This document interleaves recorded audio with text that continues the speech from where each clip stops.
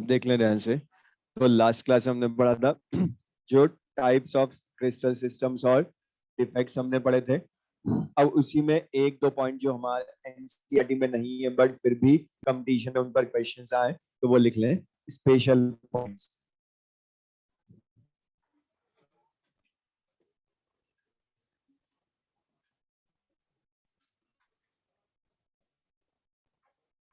Special points.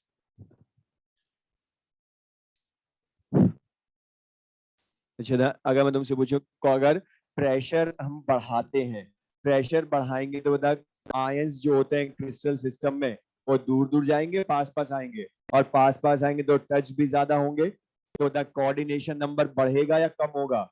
बढ़ेगा। अच्छा, temperature बढ़ाएं तो काइनेटिक एनर्जी बढ़ेगी, तो आयंस दूर जाएंगे तो कोऑर्डिनेशन नंबर कम होगा। तो लिख लो इसमें first point, on increasing pressure, on increasing pressure, on increasing pressure, coordination number increases, coordination number increases, and on decreasing, on increasing temperature, on increasing temperature, coordination number decreases, coordination number decreases, coordination number decreases। तो the coordination मैं बोलूं NaCl crystal है, तो अगर मैं पूछूं ना NaCl crystal का कोऑर्डिनेशन नंबर 6 होता है और सीजियम क्लाइड क्रिस्टल इसका कोऑर्डिनेशन नंबर 8 होता है। तो द कोऑर्डिनेशन, अगर NaCl क्रिस्टल को सीजियम क्लाइड क्रिस्टल में कन्वर्ट करना हो तो बताओ क्या करें? बताओ, प्रेशर डिक्रीज या इंक्रीज? प्रेशर इंक्रीज करेंगे, लिख लें। तो क्वेश्चन इस तरह से पूछेगा कि NaCl क्रिस्टल को सीजियम क्लोराइड क्रिस्टल में कन्वर्ट करना है तो क्या चेंज करें प्रेशर टेम्परेचर में? तो प्रेशर बढ़ा दे। अच्छा, अगर सीजियम क्लोराइड को NaCl क्रिस्टल में चेंज करना हो तो द टेम्परेचर बढ़ा दे। तो टेम्परेचर बढ़ाएंगे तो सीजियम क्लोराइड से NaCl क्रिस्टल में कन्वर्ट होगा, और प्रेशर बढ़ाएंगे तो NaCl क्रिस्टल से सीजियम क्लोराइड क्रिस्टल में कन्वर्ट होगा। अब सेकंड एक और डायमंड, इसका भी क्वेश्चन कंपटीशन में आ चुका है। इसका स्ट्रक्चर, इसके लिए Z वैल्यू, तो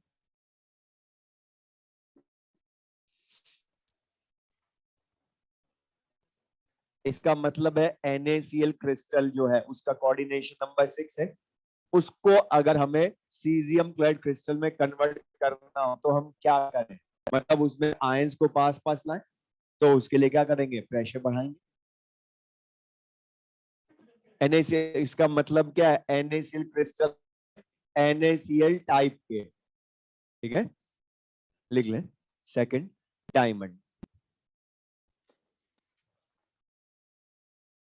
डायमंड, इसमें लिख लें the solids, the solids which follow, the solids which follow structure of diamond, the solids which follow structure of diamond are called diamond cubic. The solids which follow structure of diamond are called diamond cubic. अब इसका मतलब क्या है? Diamond का जो structure होता है वो क्यूबिक होता है, लेकिन नॉर्मल जो क्यूबिक स्ट्रक्चर्स हमने पढ़े तीनों, BCC, सिंपल क्यूबिक, FCC, उनसे अलग होता है, इसलिए उसका नाम भी क्या बोला हमने? Diamond cubic. अब ये कैसे अलग हो, देख लेते हैं next point. In diamond, in diamond carbon atoms, carbon atoms are arranged in, carbon atoms are arranged in CCP lattice, are arranged in CCP lattice with extra carbon atoms, with extra carbon atoms present in 50% tetrahedral voids. 50% of tetrahedral voids. 50% of tetrahedral voids. अब उसमें जो question competition में आया था उसने ये पूछा था इन डायमंड 1 यूनिट सेल में कितने नंबर ऑफ कार्बन एटम्स होते हैं। तो ये जो पॉइंट लिखा है इसके अकॉर्डिंग पढ़ के बता क्या लिखा है। जेड लाने के लिए उन कार्बन एटम्स का ही अरेंजमेंट देखोगे और डायमंड में सारे कार्बन एटम्स ही होते हैं और उसमें लिखा है carbon atoms are arranged in CCP lattice. मतलब बता सीसीपी लैटिस में कितने कार्बन एटम्स होंगे 4 corners as well as face centres पर कार्बन होंगे ना। अच्छा only face centres carbon corners पर है या एक्स्ट्रा भी है। कहाँ है 50% ऑफ टेट्राहेड्रल वॉइड मतलब half of the tetrahedral voids. और बता टोटल टेट्राहेड्रल वॉइड सीसीबी में कितनी होती है 8 उसका हाफ होंगी तो लिख ले। तो बता टीएचबी में भी होंगी ये तो टोटल कितने हो गए 4 + 4 8 carbon atoms per unit cell होंगे डायमंड के। कार्बन के 8 carbon atoms per unit cell होते हैं। दोस्तों इतना सा क्वेश्चन पूछा था कि in diamond number of carbon atoms per unit cell तो कितने होंगे 8। अब इसी से एक और क्वेश्चन। अच्छा था ये जो कार्बन एटम्स हैं ये इन टेट्राहेड्रल वॉइड प्रेजेंट है ना। तो बता टेट्राहेड्रल वॉइड में जो कार्बन एटम प्रेजेंट है उसका कोऑर्डिनेशन नंबर। हाँ बोलो करेक्ट है। टेट्राहेड्रल वॉइड का जो कोऑर्डिनेशन नंबर होगा उसी वही कार्बन का होगा। तो लिख ले next point. Carbon atom is present in carbon atom is present in tetrahedral void. Carbon atom is present in tetrahedral void. So its coordination number is 4. So its coordination number is 4. So its coordination number is 4. तो coordination number इसका क्या होता है 4। तो तुमसे पूछता है diamond में कार्बन एटम का कोऑर्डिनेशन नंबर क्या है तो बता सकते हैं 4 होता है। से एक और क्वेश्चन पर। अच्छा था यहाँ पर जो कार्बन एटम्स हैं वो CCP as well as THP में है ना। अब इसका मैं पूरा डायग्राम ना बनाऊं शॉर्ट में बोलूंगा टीएचपी किसके अलोंग होती है बॉडी डायगोनल के अलोंग होती है ना। और बॉडी डायगोनल पे बता जो कॉर्नर एटम है वो भी कार्बन एटम है और उससे 1/4 डिस्टेंस पर जो टीएचपी है इसमें भी बता कार्बन एटम ही है ना। अच्छा था यहाँ पर जो कार्बन एटम कॉर्नर पर है और जो टीएचपी में है वो एक दूसरे के नियरेस्ट नेबर भी होंगे ना। और नियरेस्ट नेबर मतलब एक दूसरे से टच्ड होंगे तो बता अगर मैं इनको डायग्रामेटिकली शो करूं तो ये जो कार्बन एटम कॉर्नर पर है और जो टीएचपी में है ये एक दूसरे से टच्ड होंगे। तो बता ये और ये जो डायमंड है बता नॉन आइडेंटिकल स्पेयर्स का सॉलिड या आइडेंटिकल स्पेयर्स सारे कार्बन ही है ना इसमें। तो यहाँ पर अगर इसकी डिस्टेंस r है तो इसकी भी क्या होगी r। और ये कार्बन एटम और टीएचपी में है तो मुझे बता इन दोनों के बीच की डिस्टेंस एज लेंथ की टर्म में क्या होगी √3a/4। हमने पढ़ा था टीएचपी की नियरेस्ट कॉर्नर से डिस्टेंस √3a/4।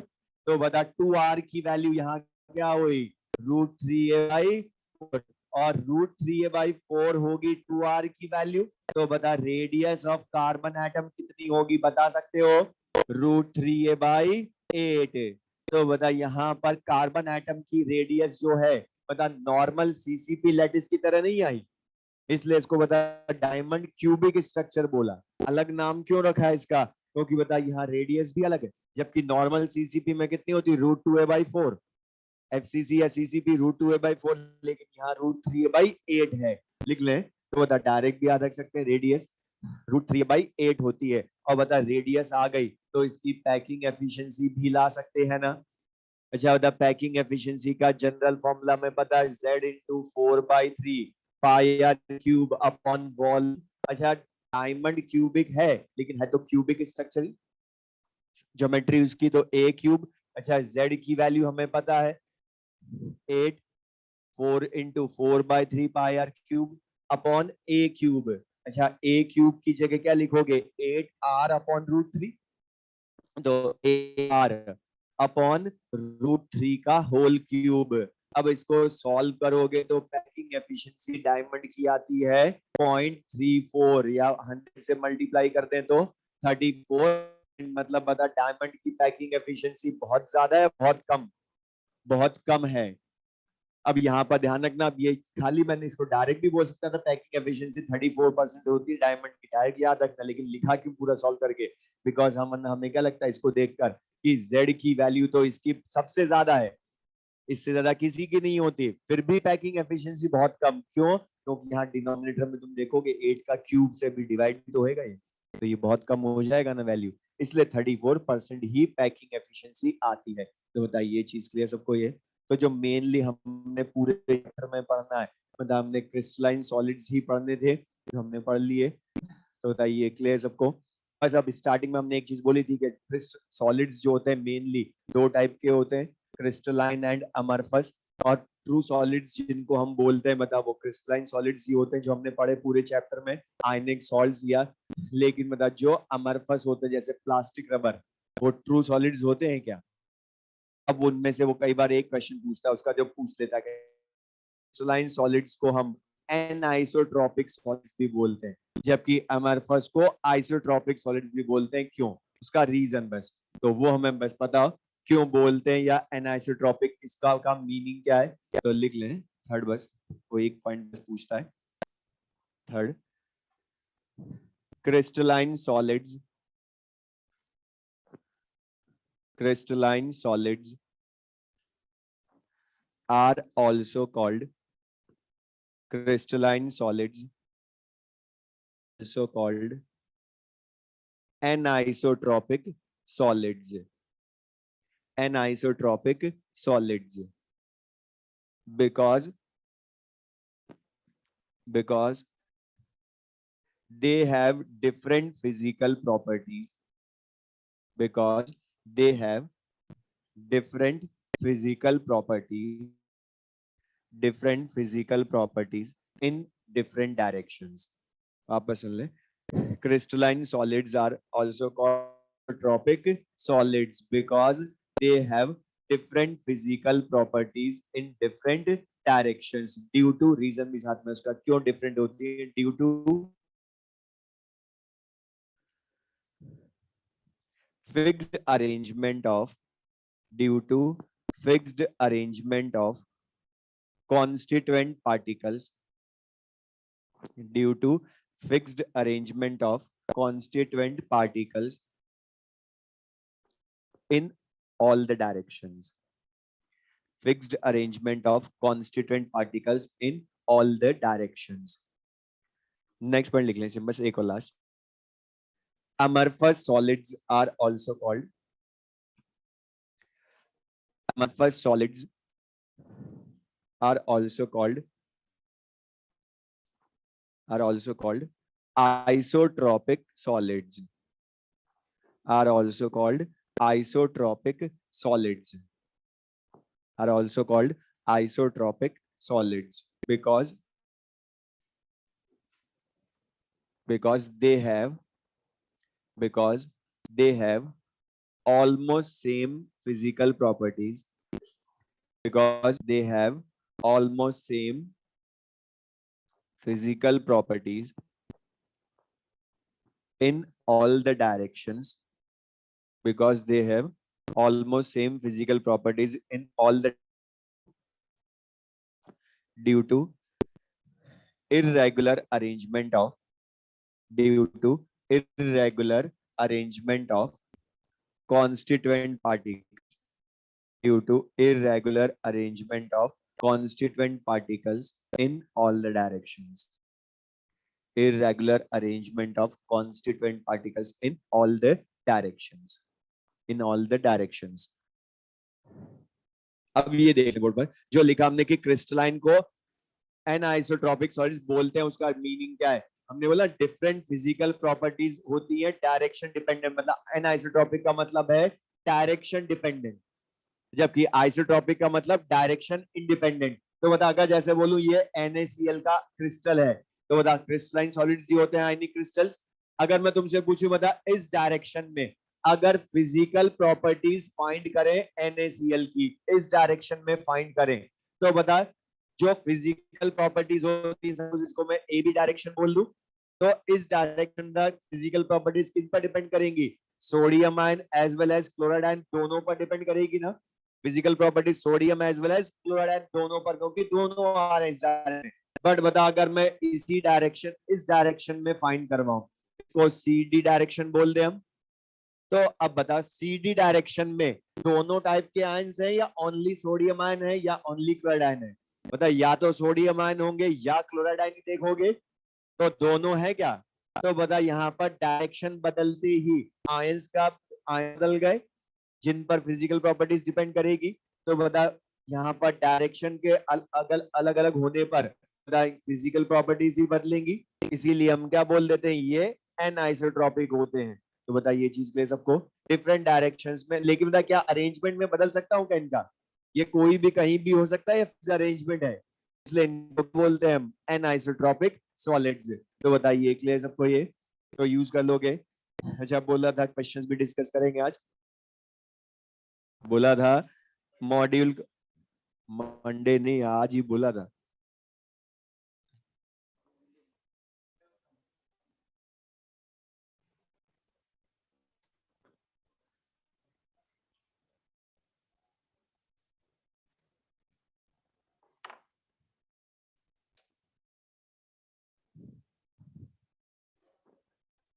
लाइव करके सॉल्व, डाउट ही नहीं है, बहुत बढ़िया।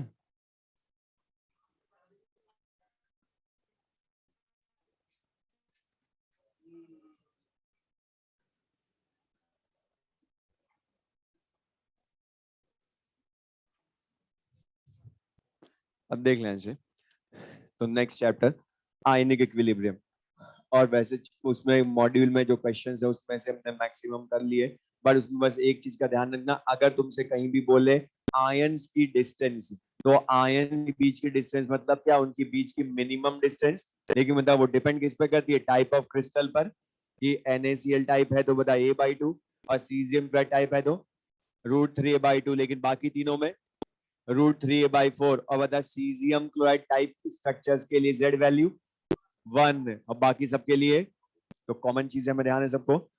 अब देख लें से नेक्स्ट चैप्टर आयनिक इक्विलिब्रियम। ये जो आयनिक इक्विलिब्रियम चैप्टर है, इसके स्टार्टिंग का इसकी कैलकुलेशन कैसे करनी है वो ऑलरेडी हम डिफरेंट चैप्टर्स में यूज कर चुके हैं, मतलब इसमें लॉग और एंड कैलकुलेशंस यूज होती हैं।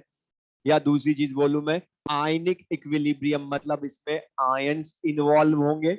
आयनिक इक्विलिब्रियम का सिंपल सा मीनिंग क्या है, वो इक्विलिब्रियम जिसमें आयंस इन्वॉल्व होते हैं। अच्छा, तो आयंस जो सब्सटेंस देते हैं वही हम इस चैप्टर में पढ़ेंगे, और जो सब्सटेंस आयंस देते हैं अपने एक्वस सॉल्यूशन में उनको इलेक्ट्रोलाइट्स बोलते हो, और इलेक्ट्रोलाइट्स तो कंबाइंड टर्म है for acids bases and salts. तो एसिड्स बेसेस एंड सॉल्ट्स ही हमने यहाँ पढ़ने हैं, मतलब इसका सेकंड पार्ट इस चैप्टर का ऑलरेडी पढ़ चुके हम, इलेक्ट्रोकेमिस्ट्री, मतलब वो इसी का सेकंड पार्ट था। वहां भी तुमने एसिड्स बेसेस एंड सॉल्ट्स में बस सॉल्यूशन में कंडक्टेंस पढ़ी, यहाँ हम उन्हीं सॉल्यूशंस की पीएच पढ़ेंगे, मतलब लेकिन है तो वही टॉपिक। तो एसिड्स बेसेस एंड सॉल्ट्स जो है वो हमने यहाँ स्टडी करने हैं, बट उनके लिए इस चैप्टर में जितने तरह से हम पीएच कैलकुलेट कर सकते हैं वो सब हमने पढ़ना है। लेकिन पीएच होती है, सबको पता है, सिंपल से बचपन से पढ़ रहे formula, minus log H plus ion concentration pH होती है, या POH minus log OH ion concentration. मतलब बता, हमें यहाँ लॉग कैलकुलेशन और एंटी लॉग कैलकुलेशन ही यूज करनी है, और लॉग और एंटी लॉग कैलकुलेशन हमें सबको आती है।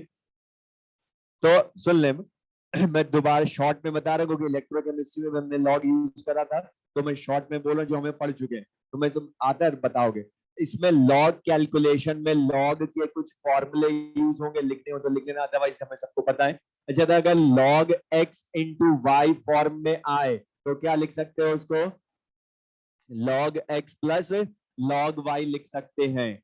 अच्छा, log x upon y form में हो तो log x minus log y लिख सकते हैं, और अगर log में पावर हो तो log के मतलब जो पावर होती है उसको log के आगे लिख देते हो। अब ये जो तीनों है लॉग फॉर्मूलेज, ये हमने बहुत यूज किए थे नर्स्ट इक्वेशन के न्यूमेरिकल्स में भी, वहां भी इनको यूज किया था लॉग फॉर्मूलेज को। तो लॉग ये वाले सब हमें पता, लेकिन यहाँ पर ज्यादा जो काम आएगा वो नेगेटिव लॉग यूज होगा। नेगेटिव लॉग, क्योंकि पीएच पीओएच के फॉर्मूले माइनस लॉग में होते हैं, तो लॉग जो होंगे वो ज्यादा यहाँ काम आएंगे नेगेटिव लॉग में। और नेगेटिव लॉग में यहाँ जो बहुत काम आना है, दो फॉर्मूले, माइनस लॉग एक्स अगर है तो ये ध्यान रखना, नेगेटिव में अगर लॉग है इसको हमें प्लस करना हो तो जो लॉग वैल्यू होती है उसको इनवर्स कर दो, उसको इनवर्स कर दो। तो माइनस लॉग एक्स को प्लस लॉग करना है तो क्या कर दिया हमने, लॉग वैल्यू को इनवर्स कर दिया। ये लॉग एक्स अपॉन वाई होता तो लॉग वाई बाई एक्स कर देते, लेकिन जब माइनस है तो इनवर्स करने पर प्लस हो गया।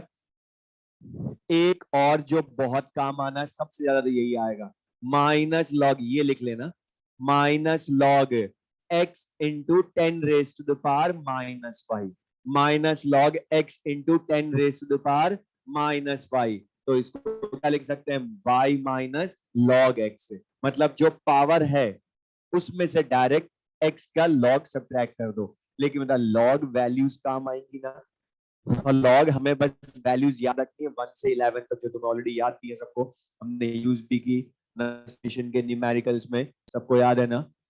तो log 1 की वैल्यू सबको याद ही है, 0 होती है, log 2 0.3010 exactly, but 0.30 approx use करते हैं, log 3 0.48 अप्रोक्स एग्जैक्टली 0.4771 होती है, log 4 एग्जैक्टली 0.6020 या log 5 0.6990 बट अप्रोक्स में 0.70।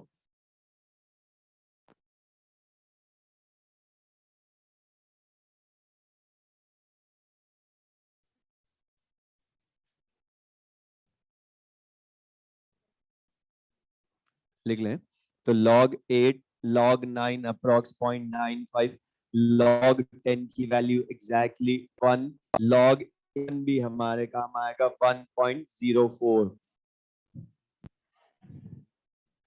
तो जो सबसे ज्यादा हमारे काम आएंगे वो 1 to 11 में से यूज होने, और कितना भी बड़ा नंबर हो कितना भी छोटा नंबर हो, लॉग कैलकुलेशन यहाँ हर तरह की काम आएगी। बाकी चैप्टर से फिर भी थोड़ा थोड़ा काम आती है, लेकिन इसमें तो पूरे चैप्टर में ही लॉग कैलकुलेशन करते हैं, तो जितने तरह से हो सकती है कैलकुलेशन लॉग में वो सब यहाँ यूज होगी। और ये हमने जितना जल्दी करा उतना ही चैप्टर बहुत ईजी, और है भी बहुत ईजी चैप्टर बस ये, लेकिन ये लॉग वैल्यूज को बस ध्यान से यूज करना। अच्छा, लॉग 10 की वैल्यू, log 1000 की, log 10,000 की 5, 4 ही जीरो होते हैं 10,000 में, तो देख लो इनसे। तो बता, ये जो लॉग वैल्यूज हैं ये हमने यूज करनी है। और यहाँ पर जैसे अब मैं क्वेश्चन ही बोल दूं जैसे एक साथ में, कि अगर हमें बोला है माइनस लॉग, और कितना भी बड़ा नंबर हो कितना भी छोटा नंबर हो उसको इसी तरह से सॉल्व करना। अब जैसे सपोज हमें बोला है, ये बहुत काम आएंगे इस तरह से, माइनस लॉग 0.000004, इसका नेगेटिव लॉग लेना है। तो एक सिंपल सी चीज बोला, अगर बहुत छोटा नंबर हो तो उसको 10 की पावर में लिखना नेगेटिव में। और कैसे लिखोगे सबको पता है, ऐसा होता है डेसिमल को जितनी पोजीशन राइट हैंड साइड में शिफ्ट करते हो उतनी नेगेटिव पावर बढ़ती है। तो बता 1 2 3 4 5 power shift point position shift किया, तो इसको क्या लिख सकता हूं मैं, minus log 4 into 10 raised to the power -5 हो गया। अब इसका नेगेटिव लॉग लेना या इसका लेना बात एक ही है। अब इसको सॉल्व कैसे करेंगे, तो जो इस फॉर्म में आ गया ना अभी, माइनस लॉग एक्स 4 हो गया into 10 raised to the power -5, यही बोलोगे। अब बता यहाँ पर x कितना है 4, अच्छा y कितना है 5, क्योंकि -y -5 तो ये माइनस तो कॉमन हो गया। तो बता इसको डायरेक्ट क्या लिख सकते हैं हम, 5 माइनस log 4, और log 4 की वैल्यू 0.60 अप्रोक्स। तो बता आंसर क्या आ गया 4.40। तो सिंपल सर, तो छोटा नंबर हो तो उसको 10 की पावर में लिखो। तो अगर मैं तुमसे पूछूं इसमें एक और नंबर ये भी लिखते हैं साथ में, log 63। अब बता, डायरेक्ट वैल्यू हमें नहीं पता, लेकिन ये तो सोच सकते हैं कि किन नंबर्स को मल्टीप्लाई डिवाइड या पावर में लिखकर ये नंबर आ सकता है। 1 to 11 में से ही होने चाहिए वो नंबर। तो बता log 63 को मैं क्या लिख सकता हूँ, log 9 इंटू 7 लिख सकता हूं ना। और बता ये क्या हो गया, अब log x into y form में आ गया। तो इसको क्या लिख सकते हो, log x plus log y, मतलब log 9 प्लस log 7, और log 9 की अप्रोक्स वैल्यू 0.95, 7 की 0.85, सम करेंगे तो बता वैल्यू डायरेक्ट लिख दो 1.80 आ जाएगी। अब इस तरह से एक और नंबर अगर हम बोले और बहुत बड़ा नंबर हो तो फिर पावर में ही चेंज करके करना, क्योंकि तभी इजी होगा। तो log 1024, अब 1024 जो होता है ये 32 का स्क्वायर होता है, और 32 को बता मैं 2 की पावर 5 लिख सकता हूँ, 2 रेज टू द पावर 5 32 होता है, तो बता उसका भी स्क्वायर तो क्या हो जाएगा, log 2 raise to the power 10। अब हमें बोला था इन्हीं से सॉल्व करना है, क्योंकि हमें इनके अलावा लॉग वैल्यूज याद है भी नहीं। तो बताइए यहाँ पर इनको लॉग में, अब ये log x की पावर y फॉर्म में आ गया, तो क्या लिख सकते हैं हम इसको 10 log 2। अच्छा log 2 की अप्रोक्स वैल्यू 0.30, या एग्जैक्टली लिख दूं तो 0.3010, तो वैल्यू क्या हो गई 3.010।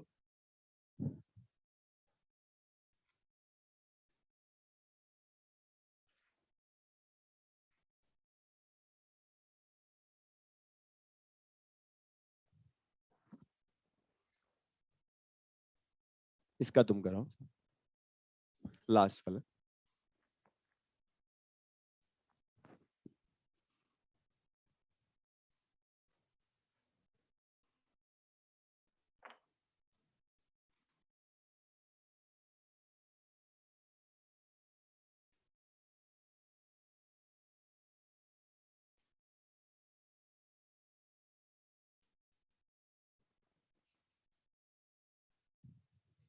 Minus log 4.3 into 10 raise to the power -6। तो सेम वैसे ही करना जैसे अभी हमने बोला, सबसे ज्यादा यही दो फॉर्मूले काम आने, क्योंकि नेगेटिव लॉग ही होते हैं पीएच या पीओएच के फॉर्मूले। तो बता सिंपल सा फिर से देखो, तो बताइए 4.3 क्या है हो गया, x 10 raise to the power -y ही है ना फिर से। तो बता क्या लिख सकते हैं इसको, y क्या हो गया 6, तो 6 माइनस लॉग 4.3 लिखोगे। अच्छा था 4.3 हर बार तुम्हें एग्जैक्ट लॉग वैल्यू मिले कोई जरूरी नहीं है, तो बता थोड़ा बहुत अप्रोक्स भी करोगे। और एक चीज सुनना, अप्रोक्स करो जब तो लगना भी चाहिए कि अप्रोक्स ही किया है, ये नहीं कि हम कोई भी वैल्यू ले लें इनमें से अप्रोक्स हो गया। तो बता 4.3, अब ये किन लॉग वैल्यूज के बीच में आता है, 4 और 5 के बीच में। और ये कुछ अब इसमें ये नहीं कि खतरनाक सोच लो कि 4 और 5 के बीच में आता है, तो 4 और 10 के बीच में भी तो आता है। ऐसे तो सब में आता है वो बीच में, 4 के आगे जो भी होंगे उनमें, लेकिन मतलब सबसे पास वाले नंबर जिनकी लॉग वैल्यू में पता है, मतलब 4 और 5 की पता है, तो log 4 और log 5 के बीच में आता है। अच्छा log 4 की होती वैल्यू तो 0.60, log 5 होता तो 0.70। अच्छा 4.3 ज्यादा पास में किसके, 4 के, तो 0.60 में से थोड़ा सा बढ़ाओगे और तुम इसको देखोगे तो 10 पार्ट्स में डिवाइड हो सकता है, 0.1 बढ़ाते जाओ तो बता 4.3 क्या हो गया 0.63 अप्रोक्स। तो 6 माइनस 0.63, आंसर विल बी 5.37। और सबसे ज्यादा कैलकुलेशन लॉग में यही वाली होनी है, हमें आगे पीएच में ही यही वाले काम में लेने। अब ये तो हमने लॉग वैल्यूज बोली, जितने तरह से हम कर सकते हैं चेंज वो मैंने बता दिया आगे जो काम आनी है, लेकिन लॉग के साथ साथ एंटी लॉग भी काम आएगा। तो एंटी लॉग में एक बार और बता रहा हूँ यहाँ पर, क्योंकि यहाँ सब तरह से काम आना है, जितने तरह का एंटी लॉग होगा वो सब काम आएगा। तो मैं तुमसे बोलूं यहाँ पर, ये सबको आता भी बता भी सकते हो, log x equals to y हो, और दूसरा log x equals to -y हो। तो मुझे एक चीज बता दो, अच्छा जब भी लॉग लेते हो या एंटी लॉग लेते हो, सॉरी एंटी लॉग लेते हैं हम, तो सबसे पहले लॉग बेस चेक करते हो ना। अच्छा लॉग लिखा हो केमिस्ट्री में तो लॉग बेस 10 ही मानते हो उसको। अच्छा लॉग हटाऊंगा तो लॉग x की वैल्यू y है, तो बता y का एंटी लॉग क्या होगा, एक्स। मैंने क्या बोला, वाई का एंटी लॉग क्या होगा, ये खुद एक्स ही तो होगा। एंटी लॉग ऑफ वाई लिखूंगा तो एक्स बोलोगे ना उसको, या बता x की वैल्यू क्या होगी, तो क्या बोलोगे, y को 10 की पावर में लिखोगे, तो बता 10 raise to the power y। और ये दोनों तरह के। अभी बता लॉग वैल्यू जिसका हमें एंटी लॉग लेना वो प्लस की है ना, तो प्लस पावर में लिखा। लॉग एक्स सेकंड में क्या है, माइनस वाई, तो एक्स क्या लिखेंगे हम, 10 raise to the power minus y. मतलब बता एंटी लॉग दो तरह का होगा, प्लस पावर का भी और माइनस पावर का भी। अब इनको सॉल्व कैसे करेंगे, तो ध्यान सुनो, इसमें भी दो तरह के क्वेश्चन, कि जो y है उसकी वैल्यू होल नंबर हो, ऐसे सपोज y की वैल्यू होती 5, तो एक बार प्लस में होती तो 10 रेज़ टू द पावर 5 ही आंसर, -5 होती तो 10 रेज़ टू द पावर -5 ही आंसर। मतलब होल नंबर का एंटीलॉग वही, उसको पावर में लिख दो बस। जैसे pH 5 है तो एंटीलॉग में क्या कर देंगे, उसी को पावर में देना बस। लेकिन अगर इसकी जगह डेसिमल भी हो पावर साथ में, 3, 2.8, अब उनका हम कैसे करेंगे, तो जैसे देख लें यहाँ पर दो तरह के इसमें भी question, 10 raise to the power 2.3। उसके लिए पहले मैं तुमसे एक चीज बोलूं, मतलब जब भी हम एंटी लॉग लेते हैं तो उसको लॉग वैल्यूज की हेल्प से ही लेते हैं, लॉग वैल्यूज की हेल्प से ही लेते हैं। और बता 2.3 किसी की भी लॉग वैल्यू होती है, हमें पता नहीं होती है, लेकिन हमें नहीं पता किसकी होती है, तो हमें तो इन्हीं में से लाना पड़ेगा, 1 से 11 के बीच में से ही होना चाहिए एग्जैक्ट वैल्यू। तो हम क्या करते हैं, इसको उन लॉग वैल्यूज में कन्वर्ट करने के लिए जो डेसिमल के पहले वाला नंबर है, मतलब वो कौन है, 2 है, इसको एज इट इज लिख दें 10 रेज़ टू द पावर 2, और डेसिमल वाले नंबर 0.3 को भी अलग कर दो 10 की पावर में। अलग करते ही मतलब 10 रेज़ टू द पावर 2 तो 100 हो गया, सिग्निफिकेंस है इसका। लेकिन अब 0.3 किसको सॉल्व कर, तो बस इतना सा चेक करोगे ये किसकी लॉग वैल्यू है, तो दा किसकी है, log 2 की। तो log 2 की वैल्यू है 0.3, तो बता मैं अगर log हटाऊंगा तो 0.3 को log बेस की पावर में लिखोगे इसी तरह से, तो 2 क्या हो गया, 10 रेज़ टू द पावर 0.3, और ये बता 10 रेज़ टू द पावर 0.3 ही एंटी लॉग ऑफ y होता है ना। तो बता यहाँ क्या हो गया, log 2 की वैल्यू 0.3, तो 0.3 का एंटी लॉग 2, मतलब बता जो जिस नंबर की लॉग वैल्यू होती है उस वैल्यू का एंटी लॉग वही पहले वाला नंबर होता है। बोलो, तो बता 10 रेज़ टू द पावर 0.3 लिख सकते हैं हम, 2 लिख सकते हो into 10 raise to the power 2, या 200 भी बोल सकते हो आंसर। लेकिन मतलब प्लस पावर थी, इसलिए हमने यहाँ पर, अब कुछ को स्टूडेंट्स को कंफ्यूजन जो होता है कि कब 1 ऐड 1 सब्ट्रैक्ट करना है कब नहीं करना है, मतलब अभी हमें 1 ऐड 1 सब्ट्रैक्ट करने की जरूरत नहीं थी, क्योंकि ये सब वैल्यूज प्लस में थी अपने आप। ये समझ में आया सब। अब इसकी जगह लेकिन अगर दूसरा होता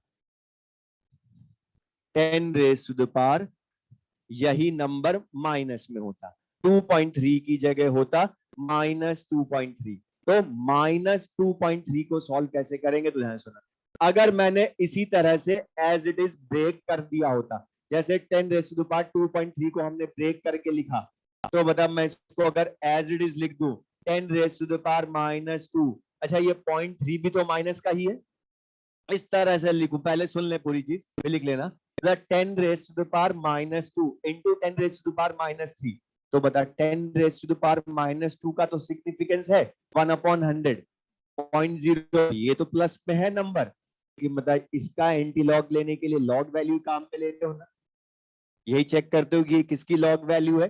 पर बता किसी भी नंबर की लॉग वैल्यू नेगेटिव होती है क्या, नहीं होती, तो बता क्या करना पड़ेगा, हमें इसको प्लस करना पड़ेगा। तो ये चीज ध्यान रखना, वापस बोला, पहले भी बता चुका इलेक्ट्रोकेमिस्ट्री में, कि अगर पावर प्लस की है तो 1 ऐड 1 सब्ट्रैक्ट नहीं करते, लेकिन नेगेटिव है तो 1 ऐड 1 सब्ट्रैक्ट करते हैं। क्यों करते हैं, उसको लॉग वैल्यू को प्लस में करने के लिए, वरना हमें किसी को नहीं पता नेगेटिव वैल्यू किसकी होती, लॉग वैल्यू की, तो हमें प्लस में करना पड़ता है कन्वर्ट। और उसके लिए क्या करते हैं हम, जो डेसिमल के पहले वाला नंबर है उसको नेगेटिव में 1 से बढ़ा देते हैं। तो बताइए -2 था, इसलिए नेगेटिव में 1 से बढ़ाया तो -3, -9 होता तो -10 कर देते, 0 होता तो -1 कर देते, और जो डेसिमल वाला नंबर है उसको 1 में से सब्ट्रैक्ट कर देंगे। तो बता 1 - 0.3 करूं तो कितना हो गया, 0.7, और इनको वापस ऐड करो, मतलब बेस सेम तो पावर ऐड करूं, -3 + 0.7 अभी भी -2.3 ही है पावर, वो चेंज नहीं कर सकता मैं, वो यहां भी नहीं कर पाया, मतलब बेस सेम पावर ऐड करो 2.3 ही है पावर, तो क्योंकि पावर तो उसी का लेना ना एंटीलॉग में। तो बता ये करा, ये दोबारा बोल रहा हूँ, जो डेसिमल के पहले वाला नंबर है उसको नेगेटिव में 1 से बढ़ाएंगे, जो डेसिमल वाला नंबर है उसको 1 में से माइनस करा, ये क्लियर है। अब बता दो ये वैल्यू प्लस की हो गई ना। अच्छा ये किसकी लॉग वैल्यू होती है, लॉग 5 की अप्रोक्स वैल्यू 0.7, तो 0.7 का एंटीलॉग क्या हो गया 5, ओके बता log 5 इक्वल्स टू 0.7, तो 5 equals to 10 raise to the power 0.7, direct लिख दे अब तो बता आंसर क्या आ जाएगा, लिख भी ले, 5 into 10 raise to the power -3।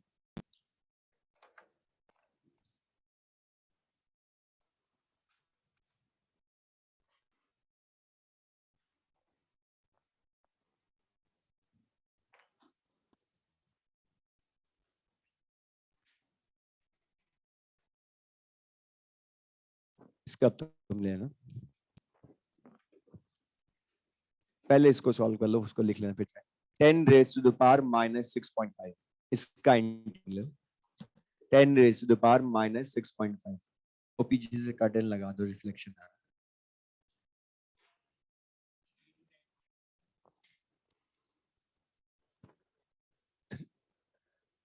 ठीक है,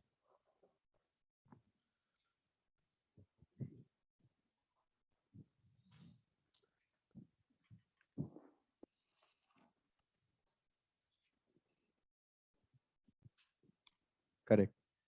जब यहाँ पर exact log value anti log, जब लॉग वैल्यू में अप्रोक्स करते हैं तो एंटी लॉग में भी थोड़ा अप्रोक्स करना पड़ सकता है। तो बता यहाँ पर फिर से अगर देखोगे तो एक बार वो बता, जिनको जरा भी कंफ्यूजन है तो पूछ लेना, यहाँ पर देख लो ध्यान से, ने बोला नेगेटिव पावर है तो बता 1 ऐड 1 सब्ट्रैक्ट करना पड़ेगा, पहले यही डिसाइड करना है बस।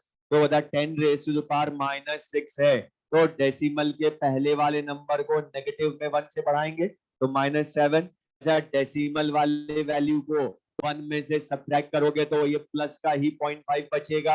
अब बता 10 रेज़ टू द पावर -7 का तो सिग्निफिकेंस है 0.5, एग्जैक्ट लॉग वैल्यू किसी भी नंबर की नहीं है, लेकिन सबसे नियर किसके है 0.48 के, मतलब 0.48 का एंटी लॉग 3, तो 0.48 से थोड़ा सा ही ज्यादा होगा ना, तो बता 3.1 3.2 एग्जैक्टली, तो 3.1 और 2 के बीच में आती है, तो बता अप्रॉक्स मान ले हम 3.1 into 10 raise to the power -7, तो बता ये क्लियर है सबको, ये सिंपल सा।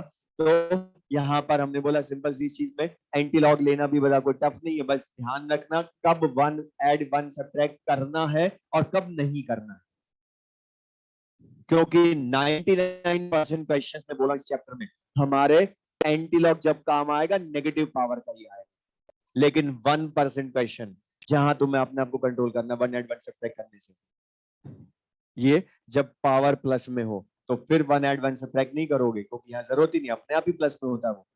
तो बताइए ये चीज ध्यान रखोगे, तो लॉग एंटी लॉग लेना, और ये हमें जितना इजीली और इजी है ये आता है, तो कैलकुलेशन तो हम पूरे चैप्टर की इजीली कर लेंगे।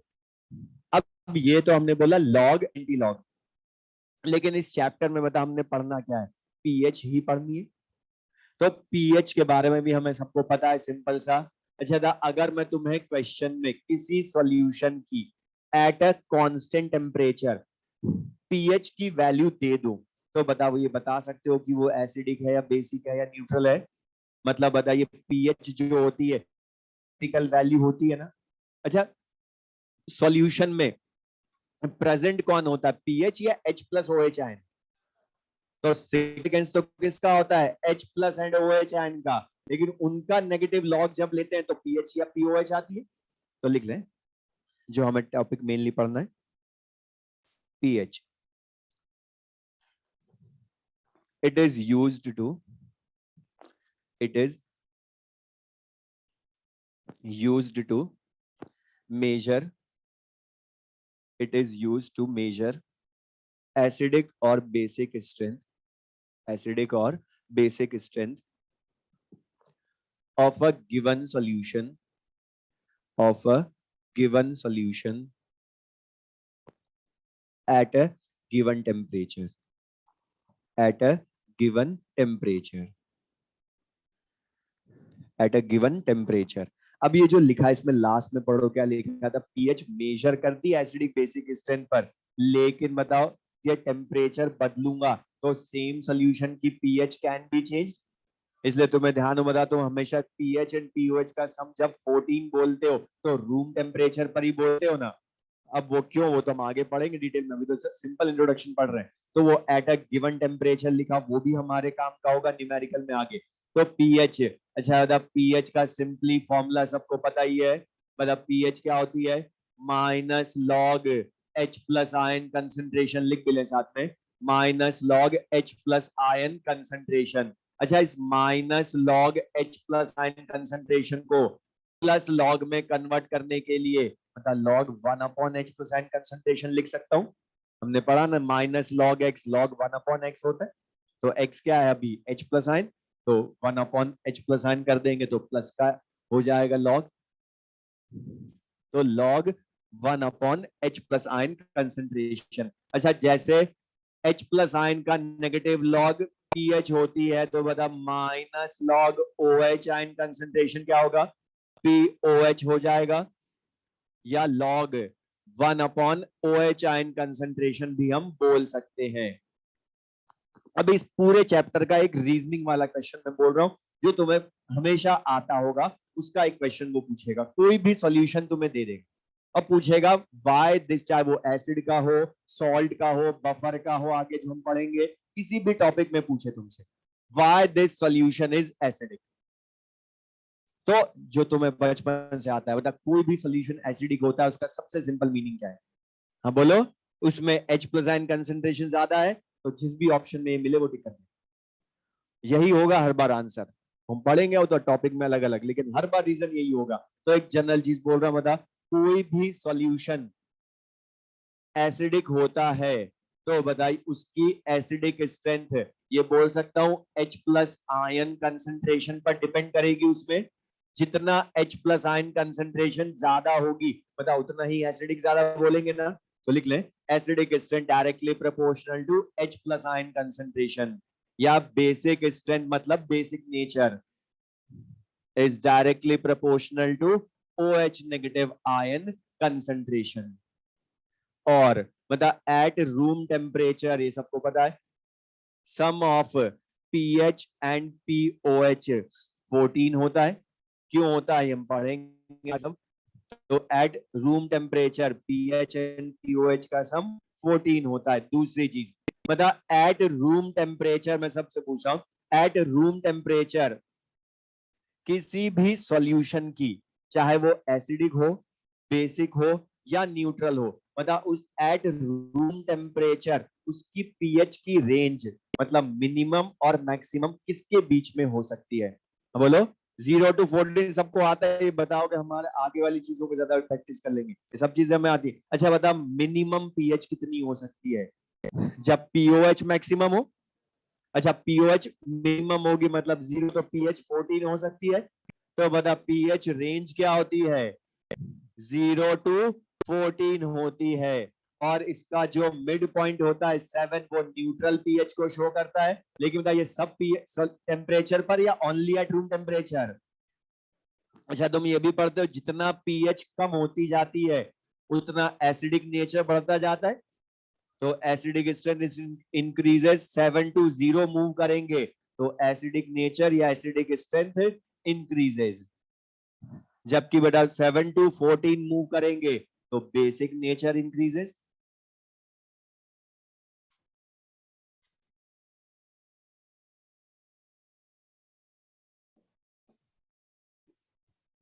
अच्छा रीजन बता सकते हो क्यों, लिखा हुआ है सामने फिर पूछा हूं, बता जितना पीएच कम होती जाती है उतना एसिडिक ज्यादा क्यों होता जाता है। अभी मैंने बोला कुछ भी पूछूं एसिडिक बेसिक नेचर का रीजन ये है जो हम लिख चुके हैं, मैंने बोला कुछ भी टॉक वो लैंग्वेज बदलेगा लेकिन आंसर तो यही रहेगा। बता तुम खुद सोचो इसके अकॉर्डिंग, मतलब एसिडिक नेचर ज्यादा कब होगा, जब उसकी H प्लस आयन कंसेंट्रेशन ज्यादा हो, और बता जितना H प्लस आयन कंसेंट्रेशन ज्यादा होगी उस पीएच के फॉर्मूले से देखो, मतलब एसिडिक पीएच का formula log 1/H plus ion concentration, H plus ion concentration मतलब पीएच के डायरेक्टली प्रोपोर्शनल या इनवर्सली प्रोपोर्शनल, जितना H प्लस आयन कंसंट्रेशन ज्यादा उतना पीएच क्या होगी, कम। बोल सकते हो। अच्छा बता, तो यहां पर हम लिख सकते हैं ये सिंपली कि H plus ion concentration in a solution बढ़ती है तो पीएच ऑफ सोल्यूशन कम होती है, क्योंकि बता H plus ion concentration pH के इनवर्स। अच्छा बता, ध्यान से दाना, OH आयन कंसंट्रेशन बढ़ती है तो पीएच क्या होती है, OH आयन कंसंट्रेशन बढ़ती है तो पीएच बढ़ती है। क्यों? क्योंकि बता OH आयन कंसंट्रेशन बढ़ेगी सॉल्यूशन में तो पीएच कम होगी या पीओएच होगी, OH आयन कंसंट्रेशन। और तुम खुद देखो बता, पीओएच कम होती जाएगी तो पीएच बढ़ेगी ना, pH plus pOH equal to 14 से 10 हुई, और पीओएच कम होकर 2 रह गई तो पीएच 12 हो जाएगी ना। तो अभी तो बता, जितना पीएच ज्यादा होती है उतना बेसिक नेचर ज्यादा होता है ना। तो OH आयन कंसंट्रेशन ज्यादा तो पीओएच कम, और पीओएच कम तो पीएच ऑफ सॉल्यूशन की वैल्यू ज्यादा होती है। तो ये क्लियर सबको, ये हमें सबको पता ही है। बस ये छोटे छोटे क्वेश्चन है जो मिलेंगे और हमें सबको आते हैं, बस मैं एक साथ लिख पा रहा हूँ, बाकी हमें आते हैं सबको ये। अब इसके अलावा बता, H plus ion concentration, OH ion concentration, simple सा मैं पूछ रहा हूँ, ये सबको आता है, फिर से पूछ रहा हूँ। अच्छा था, कोई एसिड का सॉल्यूशन है, एसिडिक सॉल्यूशन है, या कोई बेसिक सॉल्यूशन है, उसमें मैं पूछ रहा हूँ। अच्छा बता, एसिडिक सॉल्यूशन है तो इसमें H प्लस आयन होते हैं या OH आयन होते हैं, इसीलिए पूछा है। दोनों होते हैं, लेकिन तुम हमेशा बता, अभी भी हमने क्या बोला, एसिड का सॉल्यूशन वो होता है जिसमें H प्लस आयन कंसंट्रेशन ज्यादा होती है। तो बता, ज्यादा का मतलब किसी से कंपेयर करके ज्यादा बोलोगे। और तुम खुद सोचो, जिनको कंफ्यूजन होता है कि कुछ को लगता है कि एसिड में तो पीएच ही होनी चाहिए ओनली, बेस में ओनली पीओएच होनी चाहिए, लेकिन दोनों होती है। अभी तो बता, उनका सम पढ़ते हो ना दोनों का, पीएच प्लस पीओएच 14, वो क्यों? सिंपल सी चीज बता, कोई भी एसिड है उसका सॉल्यूशन मतलब एक्वस सॉल्यूशन ही बनाओगे ना सबसे पहले। अच्छा, उसके लिए सबसे पहले क्या लेते हो, प्योर वाटर। अच्छा, प्योर वाटर में H प्लस OH आयन दोनों प्रेजेंट होते हैं ना। तो जब मैं एसिड मिलाऊंगा तो वो H प्लस आयन कंसंट्रेशन बढ़ा देगा सोल्यूशन में, लेकिन बेस मिलाऊंगा तो OH आयन कंसंट्रेशन बढ़ा देगा, लेकिन पहले वाले वाटर के H प्लस OH आयन भी तो रहेंगे ना उसी सोल्यूशन में। इसलिए बता, हम क्या बोलते हैं, एसिड्स के सॉल्यूशन में H plus ion concentration greater than OH ion concentration होती है। तभी तो बता, एसिड के लिए पीएच पीओएच दोनों लाकर तभी तो सम 14 बोलते हैं। या बेसिक में OH ion concentration H plus ion concentration से ज्यादा होती है, क्योंकि एसिड बेस का सॉल्यूशन तो हम वाटर एक्वा सॉल्यूशन में बनाएंगे, और वाटर में पहले से H प्लस OH आयन होते हैं, बस बेस OH आयन कंसंट्रेशन बढ़ा देता है, acid H plus ion concentration बढ़ा देता है, लेकिन होते दोनों है। अब ये तो हमने बोला एसिड्स एंड बेसिस जो हम यूज करेंगे। अच्छा, लेकिन अब पूरी फिजिकल केमिस्ट्री में तुम एसिड्स एंड बेसिस यूज करते हो तो दो टाइप के यूज करते हो, इलेक्ट्रोकेमिस्ट्री में भी यूज करा हर चैप्टर में। मतलब एसिड्स एंड बेसिस तुम दो टाइप के पढ़ते हो, strong acids, weak acids, strong bases, weak bases, यही पढ़ते हो ना। अच्छा, स्ट्रॉन्ग, अब लिख, कोई भी टॉपिक का न्यूमेरिकल हो, सबसे पहले तुम्हें न्यूमेरिकल क्वेश्चन हो या थियोरेटिकल क्वेश्चन में, ध्यान रखना, अभी से बोल रहा हूं, आगे भी बहुत बार बोलूंगा, सबसे पहले चेक करना कि जो एसिड बेस है वो स्ट्रॉन्ग है या वीक है। क्योंकि स्ट्रॉन्ग हुए तो अलग तरह से आंसर आएगा, वीक हुए तो अलग तरह से आंसर आएगा। लेकिन मतलब हमें पहले उसके लिए स्ट्रॉन्ग एसिड्स, स्ट्रॉन्ग बेसेस रटे हुए होने चाहिए ना, और रटे हुए हैं सबको। स्ट्रॉन्ग एसिड्स कौन से होते हैं, स्ट्रॉन्ग बेसेस कौन से होते हैं?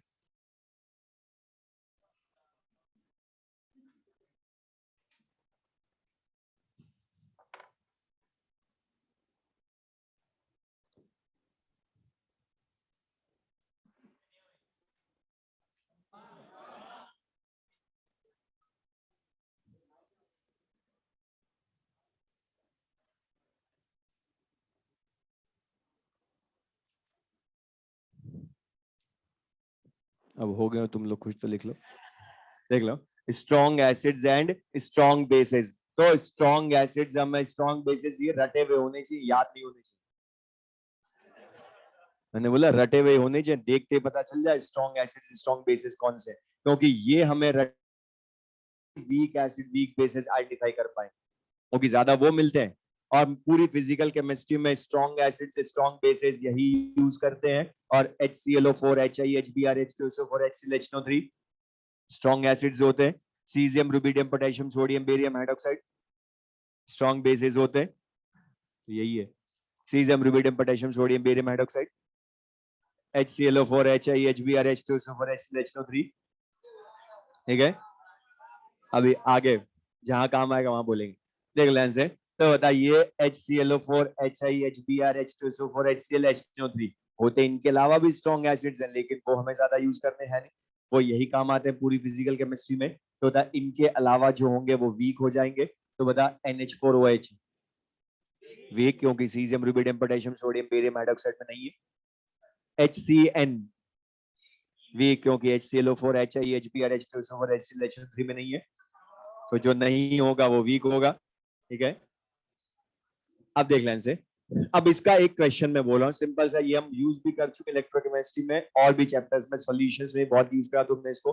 तो मैं जो बोल रहा हूँ कि क्वेश्चन बोला कि अगर हम HCl का एक्वस सॉल्यूशन बनाए, HCl का एक्वस सॉल्यूशन बनाए मतलब HCl को वाटर में डिसॉल्व करें। तो बता HCl को अगर मैं वाटर में डिसॉल्व करूंगा तो यहां पर बता ये H प्लस और Cl माइनस में ब्रेक होगा ना। लेकिन बता एक्वस सॉल्यूशन में एसिड ये HCl वीक एसिड है या स्ट्रॉन्ग है? सबसे पहले देखोगे वही कि स्ट्रॉन्ग है। अच्छा, स्ट्रॉन्ग एसिड है तो इसका डिसोसिएशन इन वाटर पार्शियल या 100%? 100% होगा। तो बता यहां पर 100% होने का मतलब क्या है कि जब हम HCl का सॉल्यूशन देखेंगे तो हमें HCl मॉलिक्यूल मिलेंगे या ओनली आयंस मिलेंगे? ओनली आयंस मिलेंगे। और ये अच्छा बता ध्यान से, ये जो आयंस हैं ये दोबारा रिएक्शन करके HCl बना सकते हैं क्या? अगर बना भी लेंगे तो वापस 100% ब्रेक हो जाएंगे। क्यों? क्योंकि ये वाटर इनको साथ में नहीं रहने देगा। क्योंकि बता वाटर हाईली पोलर, HCl भी highly polar, like dissolves like. तो वो 100% वाटर में क्यों ब्रेक होता है HCl? रीजन तो केमिकल बॉन्डिंग रीजन उसका। तो बताइए एग्जैक्ट रीजन ये बता, अगर हो भी गए कंबाइन तो ये वापस 100% ब्रेक, मतलब बता ये रिवर्सिबल होगा डिसोसिएशन या इरिवर्सिबल? एक ही डायरेक्शन में होगा ना, और एक डायरेक्शन में होगा तो इसका मतलब क्या हो गया? बता यहाँ इक्विलिब्रियम स्टैब्लिश होगा क्या? तो बता किसी भी स्ट्रॉन्ग एसिड या स्ट्रॉन्ग बेस का एक्वस सॉल्यूशन होता है तो उसमें इक्विलिब्रियम स्टैब्लिश नहीं होता। क्यों हमें चेक करना है कब इक्विलिब्रियम? हमारे चैप्टर का जो नेम है वो भी तो काम है। तो बता यहाँ पर अगर लेकिन इसकी जगह में एसिडिक एसिड लूं तो बता ये स्ट्रॉन्ग एसिड है या वीक एसिड? इन स्ट्रॉन्ग एसिड्स में नहीं है इसलिए वीक है। तो बता अब यहाँ पर वीक एसिड है तो इसका, और हमने केमिस्ट्री में तो बहुत काम में लिया, बता जो most of the weak acids and weak bases होते हैं इनका अल्फा 100% या पार्शल, और हमने वैल्यू भी बताई थी न्यूमेरिकल, बोलो लेस देन और इक्वल्स टू 5% बोला था वो यहाँ फिर काम आएगा। तो बता इसका डिसोसिएशन तो लेस देन और इक्वल्स टू 5% होता है, लेकिन ध्यान रखना हम बोलते हैं मगर 5% भी मान लू मैं अल्फा, तो ये 5% ब्रेक नहीं होता है, ये धीरे धीरे ब्रेक होते हैं। पहले 1% ब्रेक होगा तो acetate ion H plus ion 1% बनेंगे, फिर 2% 3% होगा, मतलब धीरे धीरे आयंस का अमाउंट बढ़ता जाएगा। और आफ्टर सम टाइम ये आयंस आपस में कंबाइन होकर एसिडिक एसिड भी बनाने लग जाएंगे। मतलब वीक में बता फॉरवर्ड बैकवर्ड दोनों डायरेक्शन में रिएक्शन होने लग गई ना, और दोनों डायरेक्शन में रिएक्शन होने लग गई तो बता रेट ऑफ फॉरवर्ड और बैकवर्ड रिएक्शन दोनों होगी ना। और बता after some time rate of forward reaction कम होते होते रेट ऑफ बैकवर्ड रिएक्शन बढ़ते होते जब एक दूसरे के इक्वल हो जाएंगी तो इसको क्या बोलोगे? इक्विलिब्रियम स्टेट बोलोगे ना। और इस इक्विलिब्रियम में बता आयंस इन्वॉल्व है ना, इसलिए इसको एग्जैक्टली क्या बोल देते हैं, आयनिक इक्विलिब्रियम। मतलब हमारा चैप्टर अब हम स्टार्ट करेंगे। हो गया, अभी तो जनरल चीजें पढ़ी थी इसकी। आयनिक इक्विलिब्रियम हम यूज करते हैं। तो बता, ionic equilibrium strong acids bases में एस्टैब्लिश होता है या वीक में होता है? तो बता, इसलिए हमें चेक करना पड़ता है सबसे पहले कि कब इक्विलिब्रियम एस्टैब्लिश होगा, कब नहीं होगा, आयनिक इक्विलिब्रियम किन में होगा किन में नहीं होगा। अब इस आयनिक इक्विलिब्रियम में एक और चीज जो हमारे काम आनी है वो पीएच वाले में ही, मतलब वहां पर जो हम पढ़ चुके हैं, ये पहले लिखवाना था वैसे तो, लेकिन minus log H plus ion concentration बता इक्वल्स टू पीएच होता है ना।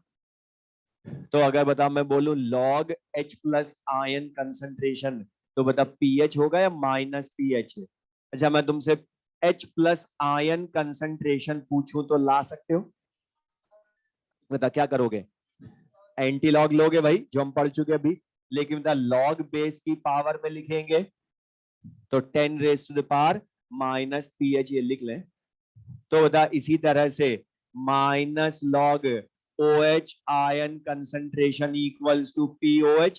तो बता OH ion concentration 10 raise to the power minus POH बोल सकते हो। और ये भी हमारे बहुत काम आना है कि H plus ion 10 raise to the power minus PH, OH ion 10 raise to the power minus POH होगा। और पीएच एंड पीओएच का सम 14 होता है। अच्छा, मैं तुमसे अगर यहाँ पर बस एक चीज का ध्यान रखना, इस पूरे चैप्टर में एक गड़बड़ करने वाली जगह, मतलब अगर H प्लस आयन कंसेंट्रेशन लानी है तो हमें सबको याद रहता है कि पीएच का एंटी लॉग लेना है। लेकिन मतलब अगर OH आयन कंसेंट्रेशन लानी है, और सुन लो पहले मैं जो बोल रहा हूँ, अगर मैं तुम्हें क्वेश्चन में पीएच दे दूं लेकिन पूछूं OH आयन कंसेंट्रेशन, तो बस ये ध्यान रखना पहले उसको 14 में से माइनस करके पीओएच पे बदलना है। ओके, सबसे बड़ी सिली मिस्टेक इस पूरे चैप्टर की यही है कि जब वो OH एंड कंसेंट्रेशन पूछता है बेसिक सॉल्यूशन में, हम खुशी खुशी में पीएच का एंटीलॉग ले लेते हैं और ऑप्शन देखकर खुशी उससे ज्यादा होती है। लेकिन बता ये ध्यान रखोगे, ठीक है?